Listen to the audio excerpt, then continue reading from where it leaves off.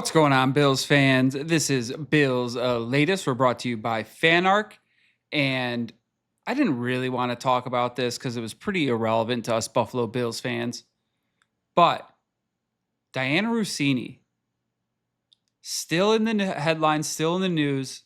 Now, Pro Football Talk, Mike Florio kind of picked up on it, was going through how a couple years ago when the MVP race was up between Lamar and Josh, she told Josh that apparently she voted for him. Now, she didn't come out and directly say this to Mike Florio, but you could kind of read between the lines. And then went on to vote for Lamar Jackson, which fine, whatever. But then goes on and proceeds to ignore Josh Allen for months and avoid him. She had no idea that these votes were going to be public. This is just blowing up bad for her. Bad for her. And my thing here isn't so much to just pick on her personally, but journalists as a whole. How do they not know what's going on? That their vote is going to be public? And how are they going around telling players that they have voted for them? Where is the line drawn between journalism and just Buddy who gets out basically free PR? Or do a lot of these journalists not realize how they're being used by these athletes? Because at the end of the day, the athletes are fine. They're going to say what they want to say. They know that it may get out there. But these reporters just run with stuff.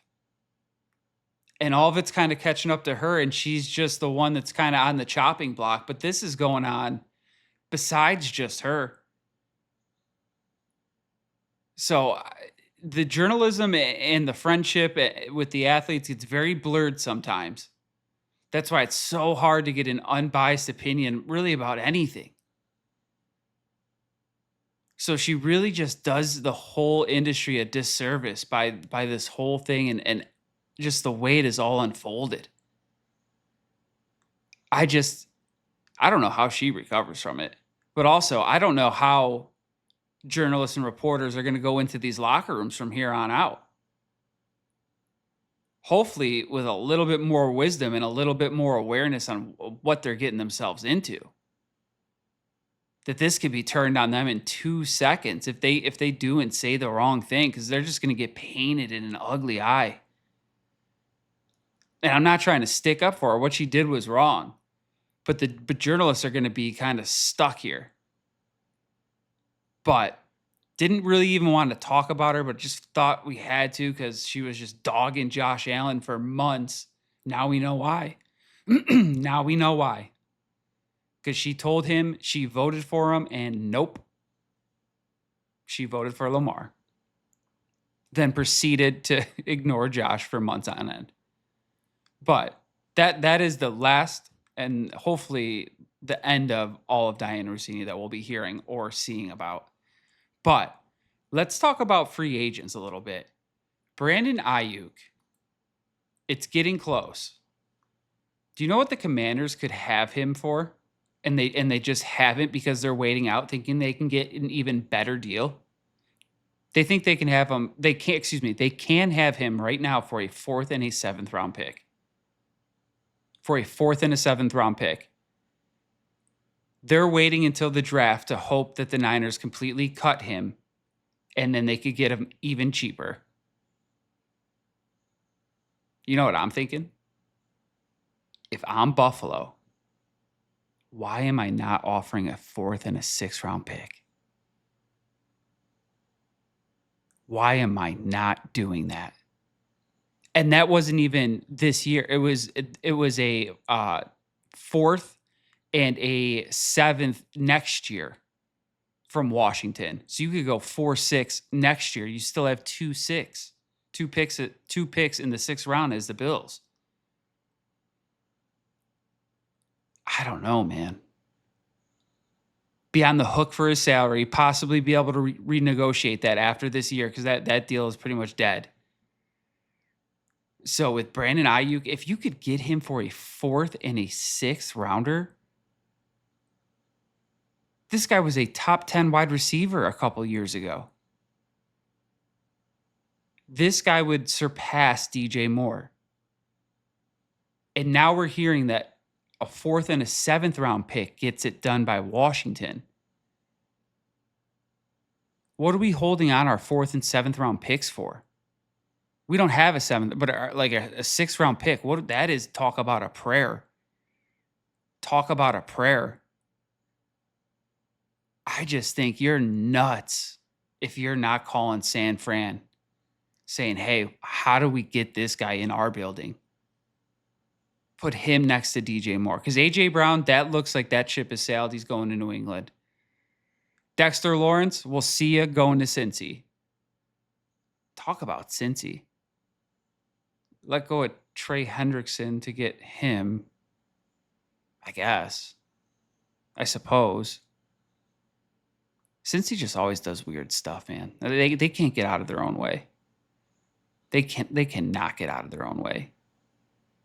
But the windows as far as top end free agents are kind of closing.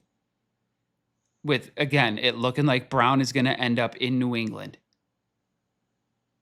I just think if you're Buffalo,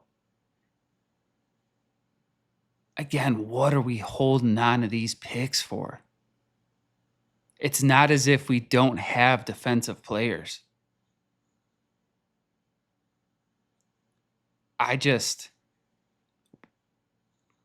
Those picks are just, in my opinion, shit. Absolute shit. And as it looks now, I would say the best possibility at 26, if they keep that pick, is got to be KC Concepcion. I just don't know what other best available player. I don't think there's going to be a lot there. I saw a safety out of Toledo at 26. A safety out of Toledo?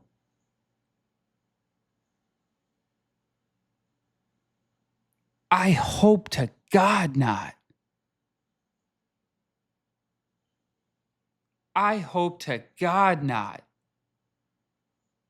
And I've been saying it. This pick at 26 is a dog shit first round pick. It is basically a second round pick. And this draft kind of sucks. You don't see safeties like Caleb Downs going as high as he's going to go this year, typical draft years. You don't see Jeremiah Love, a running back, going high as projected as 4th or 5th. You don't do that unless shit is there. Because if you have a top 5 pick, you have to take the best available. Have to. That's why you cannot pass on a Jeremiah Love this year. You just can't. He's typically he is a typical mid first round, late round, first round pick. Great player, absolute stud. That's why he's going to go that high. But other years, man, it's just a funky draft.